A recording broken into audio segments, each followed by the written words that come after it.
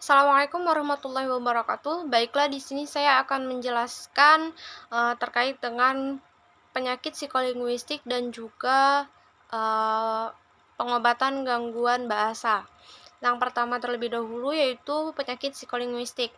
Sebelumnya di sini saya akan memaparkan sedikit beberapa pendapat dari beberapa ahli terkait dengan definisi psikolinguistik. Yang pertama itu ada pendapat dari Hartley. Dia berpendapat bahwa psikolinguistik itu membahas hubungan bahasa dengan otak dalam proses dan menghasilkan ujaran dan memperoleh bahasa. Adapun pendapat dari Lado, psikolinguistik itu adalah pendekatan gabungan melalui psikologi dan linguistik bagi telaah atau studi bahasa dalam pemakaian, perubahan bahasa, dan hal-hal yang berkaitan dengan itu, yang tidak mudah dicapai atau didekati melalui salah satu dari kedua ilmu tersebut secara terpisah atau sendiri-sendiri. Dan di sini ada pendapat dari Emon Beach. Psikolinguistik itu adalah suatu ilmu yang meneliti bagaimana pemakaian suatu bahasa membangun dan memahami kalimat-kalimat bahasa tersebut. Dan di sini ada pendapat dari Diebold. Psikolinguistik itu dalam pengertian luas membicarakan hubungan antara pesan dan watak kemandirian manusia yang menyeleksi dan menafsirkan pesan itu. Nah, berdasarkan beberapa pemaparan dari para ahli tersebut, bisa dipahami bahwa psikolinguistik adalah ilmu antardisiplin antara psikologi dan juga linguistik. Ya, adapun ciri-cirinya itu sebagai berikut. Yang pertama ada membahas hubungan bahasa dengan otak. Yang kedua ada berhubungan langsung dengan proses penyandian, encoding, dan pemahaman sandi, decoding. Lalu yang ketiga itu ada sebagai suatu pendekatan. Yang keempat itu ada menelaah pengetahuan bahasa, pemakaian bahasa, dan perubahan bahasa. Yang kelima itu ada membahas proses yang terjadi pada pembicara dan pendengar dalam kaitannya dengan bahasa. Yang keenam itu ada menitikberatkan pembahasan mengenai pemerolehan bahasa dan perilaku linguistik. Yang ketujuh itu ada merupakan hubungan kebutuhan berekspresi dan berkomunikasi. Yang kedelapan itu ada berhubungan dengan perkembangan bahasa anak. Dan yang ke-9 itu ada berkaitan dengan proses psikologis dalam membangun atau memahami kalimat. Adapun objek linguistik itu adalah bahasa, gejala jiwa, dan hubungan di antara keduanya. Bahasa yang berproses dalam jiwa manusia yang tercermin dalam gejala jiwa, bahasa dilihat dari aspek psikologis, yakni proses bahasa yang terjadi pada otak, baik pada otak pembicara maupun otak pendengar. Adapun aspek-aspek penting dalam garapan psikolinguistik itu diantaranya ada yang pertama kompetensi, yang kedua ada akuisisi, yang ketiga ada performansi, yang keempat ada asosiasi verbal dan persoalan makna, yang kelima ada proses bahasa pada orang abnormal, yang keenam ada persepsi ujaran dan kognisi, dan yang ketujuh itu ada pembelajaran bahasa. Di dalam makalah itu ada eksperimen terhadap ucapan penderita skizofrenia. Dan hasil eksperimen menunjukkan bahwa sangat mungkin untuk mengetahui tingkat keparahan penyakit dan dari mengetahui jenis subjek yang dibicarakan penderita.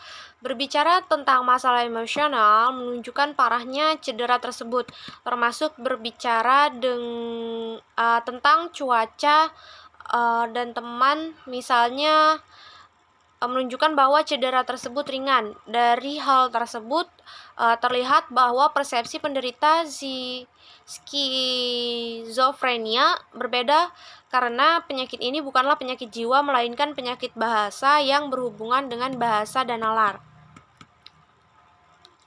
Di antara manifestasi gangguan jiwa dalam tuturan Zahran itu ada dibagi berbagai macam, di antaranya yaitu keterlambatan berbicara dan kurangnya kosakata, lalu ada kegagapan yang bermacam-macam, lalu hilangnya kemampuan berekspresi secara verbal atau berbicara atau secara tertulis yang bisa disebut dengan menulis. Lalu ada ketidakmampuan untuk memahami arti dari kata-kata yang diucapkan. Lalu ada ketidakmampuan menemukan nama untuk beberapa matematika dan elegi. Lalu ada impotensi saat menggunakan tata bahasa. Lalu ada kecenderungan untuk menggunakan ucapan yang kekanak-kanakan. Lalu ada bicara emosional yang berlebihan. Seterusnya ada pergantian seperti gagap, lalu ada cacat vokal, lalu ada cacat lidah seperti bicara cadel, dan ada cacat bicara seperti eufosis karena adanya celah lahir di atap tenggorokan. Lalu ada kurangnya kendali atas kecepatan bicara dan kompresi, kebingungan, dan penghapusan yang menyertainya. Terus ada disatria dan kehilangan suara karena histeris. Lalu ada takut untuk berbicara. Nah, di antara gejala organik yang terkait dengan gangguan tersebut, itu ada yang pertama, menggerakkan bahu, tangan, atau tekanan kaki di tanah. Yang kedua itu ada kedutan bulu mata dan kelopak mata serta menjulurkan lidah. Yang ketiga ada mencondongkan kepala ke depan, ke belakang, atau ke samping. Nah, dan gejala psikologis yang menyertainya itu diantaranya ada kecemasan dan kurangnya percaya diri, rasa malu, introversi, neuroticism, lalu ada kecocokan yang buruk dalam kehidupan keluarga, dalam studi, pekerjaan, dan dalam kehidupan sosial secara umum. Selanjutnya saya akan membahas mengobati gangguan bahasa. Di akhir pembahasan tentang gangguan bahasa dan selain apa yang telah didefinisikan sebelumnya mengenai berbagai aspek tentang gangguan bahasa dan pengobatan, apa yang dapat diberikan sehubungan dengan gangguan tersebut, dan sebelumnya untuk memperjelas secara umum aspek dasar yang dapat diikuti sehubungan dengan gangguan bahasa, kita harus mengacu pada aspek penting dalam psikologi klinis, di mana bahasa digunakan dalam sugesti dan juga hipnotis. Bisa dilakukan dengan cara tidur, caranya dengan mengisyaratkan kata-kata, menguasai tidur, menekan kekuatannya dan menutup matanya. Para ahli dalam hipnotis itu menggunakan sugesti verbal untuk membuat pasien melupakan pengalaman yang menyakitkan pada masa lalu.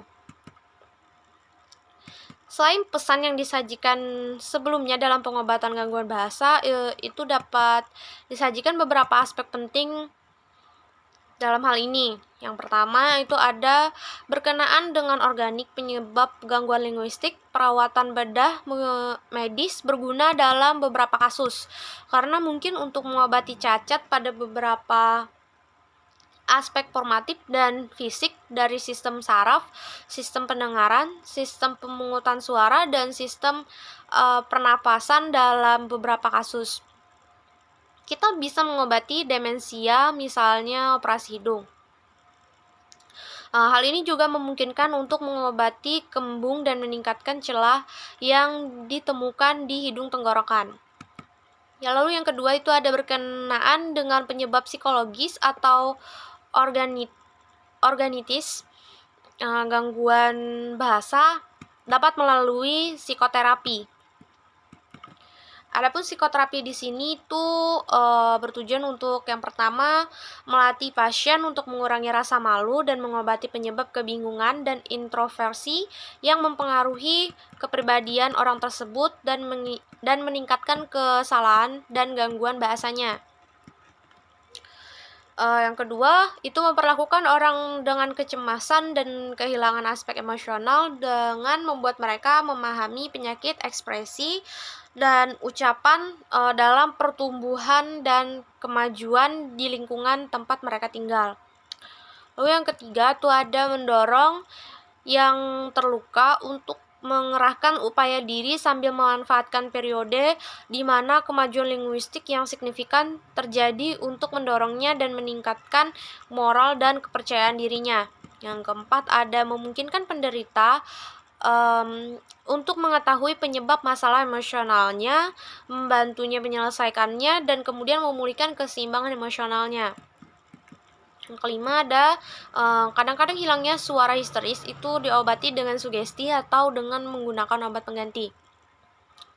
Lalu selanjutnya berkenaan dengan penyebab sosial dan keluarga yang menyebabkan gangguan bahasa yang terkait dengan kecemasan berlebihan dari orang tua atau perawatan yang berlebihan dan kesenangan dan dominasi berikutnya. Dan respon penuh atau sebagian terhadap kebutuhan anak tanpa kebutuhannya, kata-kata atau deprivasi emosional dan kurangnya simpati, juga kelembutan, itu semua alasan dapat diganti dalam ritual psikologis atau melalui psikolog. Merasionalisasi orang tua, mengobati penyebab dan kekurangan yang berkaitan dengan aspek emosional, menghindari frustasi dan hukuman, juga mencapai keselamatan anak dengan segala cara. Dan harus dipahami bahwa anak yang menggunakan tangan kiri itu untuk makan atau menulis itu adalah hal yang wajar dan tidak perlu dipaksa untuk menggunakan tangan kanan saat menulis ataupun makan. Atau juga sebaliknya. Dan banyak kasus kekurangannya kemampuan finansial atau media anak itu adalah salah satu alasan keterlambatan linguistik atau gangguan bicara, dan itu dapat digunakan dengan terapi kelompok sosial, terapi bermain, nonton film, atau memberinya cerita, novel, coping, atau majalah, dan segala sesuatu yang berfungsi untuk mendorong aktivitas fisik dan mental anak dengan gangguan bicara. Lalu selanjutnya itu ada di klinik kejiwaan, beberapa gangguan bahasa itu diobati dengan berbagai cara, termasuk relaksasi verbal, latihan ritmik dalam berbicara, belajar bahasa lagi, perkembangan verbal dari bicara yang mudah hingga yang lebih sulit, pelatihan lidah, penyembuhan dan tenggorokan, dan latihan terapeutik dalam mengunyah dan menelan untuk memperkuat otot sistem suara. Latihan bernapas dalam pernapasan itu untuk mengeluarkan suara dan bicara. Juga ada melatih pasien untuk mengatur kecepatan bicara, lambat, cepat, pengucapan tegang, latihan untuk konsonan dan vokal, dan metode musik dalam mengajar berbicara melalui melodi. Mungkin kiranya itu saja yang dapat saya paparkan dan saya sampaikan kepada rekan-rekan sekalian. Terima kasih, saya akhiri. Wassalamualaikum warahmatullahi wabarakatuh.